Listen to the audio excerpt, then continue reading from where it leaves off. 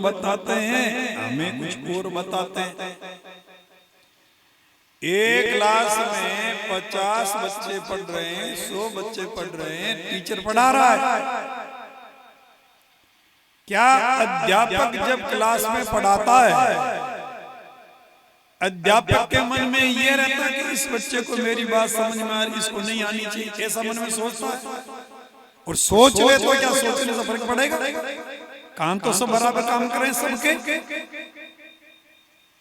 अगर कोई जटिल प्रश्न, जटिल शब्द या गणित का कोई सूत्र फार्मूला ब्लैक बोर्ड पे लिख रहा है, आंख तो सबकी देख रही है, बोला जा रहा, सब सुन रहे हैं।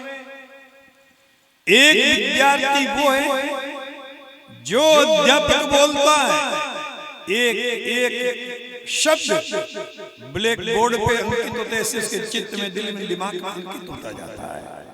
और एक वो है लाख दोहराने पर भी एक शब्द भी चित्त में बैठ नहीं रहा है।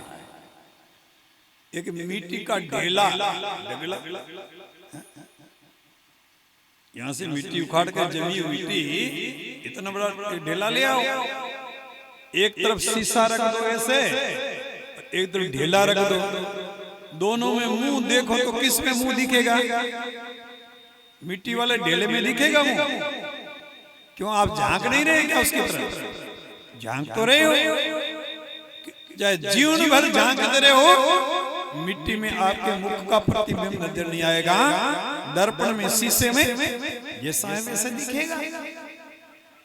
एक शिष्य की बुद्धि है, दिमाग ढेले की तरह, ढगले की तरह, मिट्टी के ढेले की तरह। एक का दिमाग है वो दर्पण की तरह है। सजनों, दर्पण की तरह जिनका चित्त है, दिल है, दिमाग है, हर चीज वो इस तरह से ग्रहण करता है, वो बोलता नहीं, वो गुरु का हर वचन जीवन में आत्मसात करने की चेष्टा करता है, आचरण में डालने की चेष्टा करता है। लेकिन जिनकी बुद्धि नहीं है, मंद बुद्धि है, लाख समझाने के बाद उसके चित्त में कोई बात बैठती नहीं।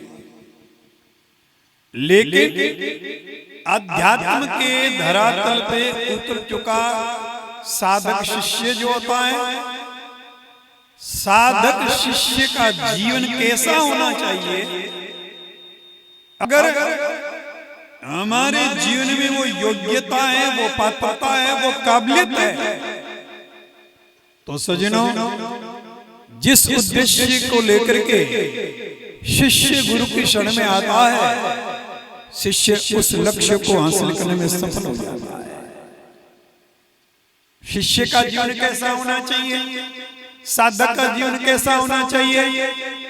भगवान ज्ञान जी वेद वाणी में कहते हैं, भीखी लो, भिखियारी लो, भल भीखी लो।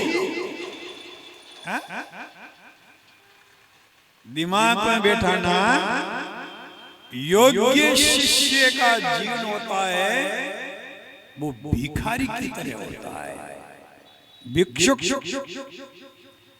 आपके दरवाजे पे आए, भिक्षा देहि